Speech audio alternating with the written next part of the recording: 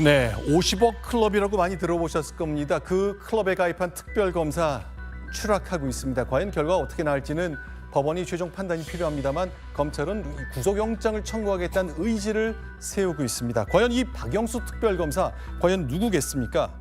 박근혜 전 대통령을 현직 대통령 시절 구속했고 그 전후로 구속했고 그랬던 특별검사인데 우리에게 많이 익숙합니다. 지금 보시는 영상은 2017년 3월 그러니까 박근혜 대통령이 헌법재판소에게 탄핵되는 날로부터 딱 4일 전에 특별검사로서 카메라 앞에 섰을 때입니다. 보겠습니다.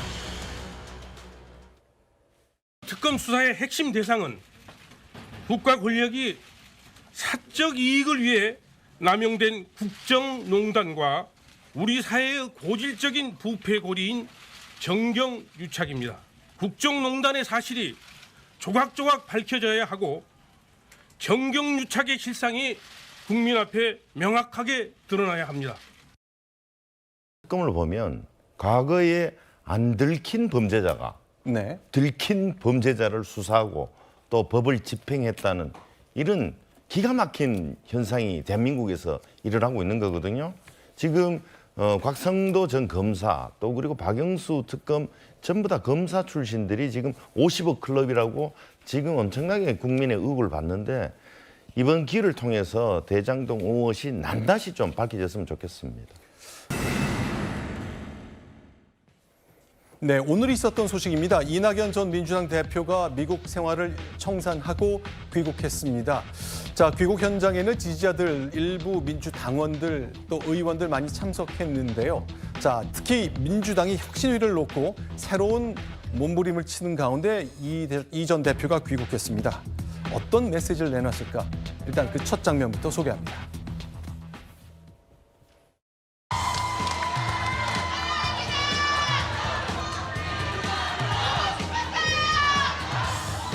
여러분은 고통을 겪으시는데 저희만 떨어져 지내서 미안합니다.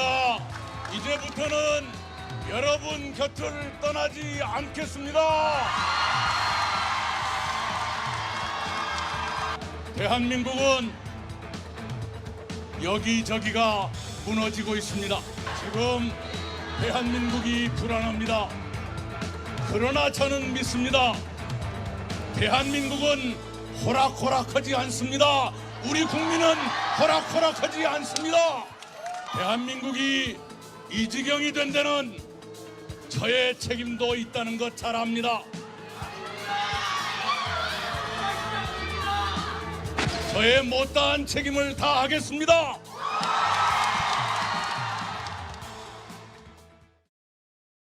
네. 이 자리에 이제 민주당 대구시당위원장의 강민구 위원장 나와 계시는데 이제 당원으로서 자, 보셨을 텐데 어떤 점에 좀 주목하십니까? 지금 1년간 조지 워싱턴 대학 방문연구원 자격으로 가셨다가 외교 안보 분야를 충분히 좀 공부하시고 오늘 돌아오셨는데 저 역시 당원의 한 사람으로서 이게 당내 갈등으로 비춰지지 않을까 정말 조심스럽습니다. 아하. 그리고 또 이낙연 대표께서도 지금 말씀하시는 게 상당히 조심스럽게 이야기하고 있고 윤석열 정부에 대해서 우선 포문을 열고 윤석열 정부의 실정에 대해서 국민들에게 낱낱이 이렇게 보고 드리겠다 이 말로 들립니다. 예, 지금 혁신의 7분 중에 당내 인사는 2분이 계시거든요. 이해식 조직 부총장 예식 의원이 계시고 저분은 이제 성동구청장 3선하고 초선이시지만 조직을 총괄하고 있습니다. 우리 당에.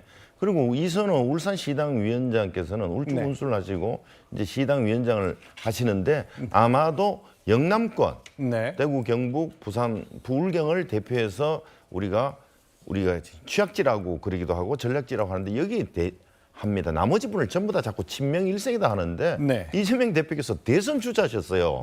그래서 그걸 다 우리 민주당을 지지하는 모든 사람들은 다 어떻게 보면 이재명 지지를 했는데 이걸 친명일색이다 하는 거는 제가 너무 과한 해석이다. 나머지 저 일반인들은 김은경 혁신위원장부터 저는 아는 사람이 한 분도 없거든요.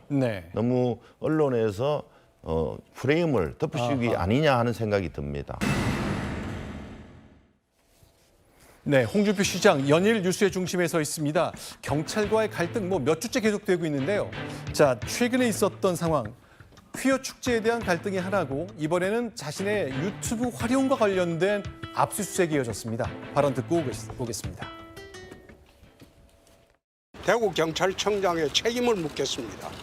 과연 이게 정당한지 안 한지 여부를 이분에 한번 가려봅시다. 내가 대한민국 검사를 한 사람이야. 어떻게 대구경찰청장보다 내 형법을 모르겠어요? 집회 시위를 하더라도 형법상 보장된 권리나 법익을 침해해서는 안 됩니다. 교통방해해서도 안 되고. 전혀 무관하다고 생각이 들지 않습니다. 오비일학이라고 하지 않습니까? 공권력의 집행도 오해받을 짓은 안 해야죠. 자, 지금 팩트는 지난 2월에 참여연대가 고발했다는 건데 네. 고발건이 두 가지입니다. 네. 방금 이 대구 TV가 대구시 공식 유튜브 채널이거든요. 네. 여기에 분기에 1회를 해야 되는데 네. 당시에 1월 달에 당시에 영상은 28개, 쇼츠는 30개가 올라와 있어서 네. 공직선거법 86조를 어겼다는 이 사실 하나로 아마 그저께 네.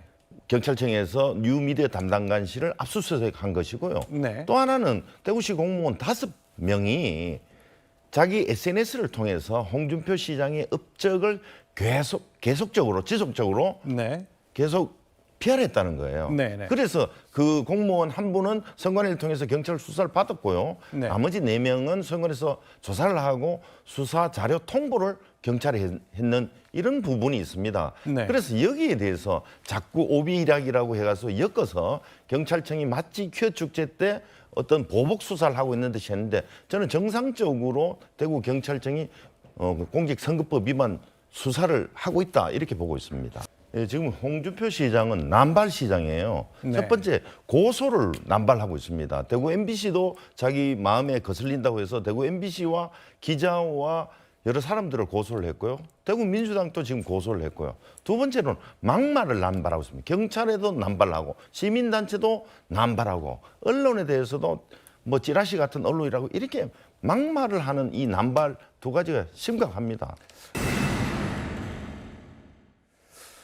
네, 그 사드의 전자파 유해성 관련해서 이번 주에 그 국방부의 발표가 나온 뒤 논쟁은 뜨겁게 일고 있습니다. 그런데 저희가 계속 취재를 해보니까 괴담과 관련해서 강한 의견을 갖고 계셨던 민주당 의원들이 그 국방부 발표와 그 결과에 동의하지 못한다는 것들이 나왔는데요. 관련된 얘기 지금부터 하나씩 나눠보겠습니다. 자, 강민구 위원장께 좀 여쭤보겠는데 민주당 의원들의 반응이 속속 하나둘씩 나오는데 당에서는 이재명 대표 얘기를 들어보면은 잘 됐다. 다행이다 하신 걸로 보아 좀 수용하는 분위기도 있는 것 같아요. 좀 두 갈래 기류가 있는 겁니까?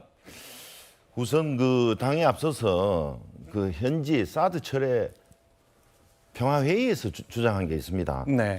전자파 측정은 1년간 해야 되는데 4개월밖에 안 했다는 거. 네, 네. 그리고 그 동네 노곡리에 100명이 사는데 네. 11명 이상이 암에 걸렸다는 거. 그리고 휴대폰 기지국보다 전자파가 적게 나온다는 걸 믿을 수 없다는 이런 이야기인데요. 네. 미국 연방항공청이라고 연방관보에 이런 말이 있습니다. 네. 사드라는 것은 탐색 감지 모드에서는 일시적으로 전자파가 나오지만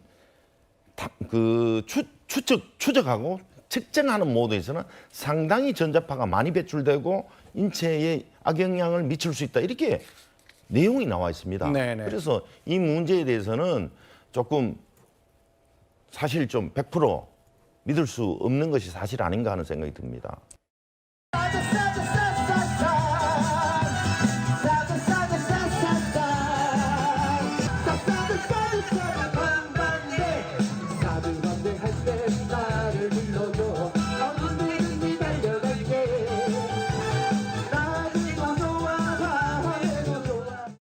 결과에 대해서 벌써부터 지금 반대하시는 시민분들은 받아들일 수 없다라는 입장을 좀 바로 내고 계시지 않습니까? 미국 연방항공청에서는 이 사드 레이저 시스템의 경우에는 사용하는 모드에 따라서는 추적 모드 같은 경우에는 상당히 큰 이제 부작용을 낳을 수도 있다는 결과를 내놨었다는 점 등 솔직히 이 결과를 100% 다 믿을 수 있겠느냐는 생각이 좀 들긴 듭니다.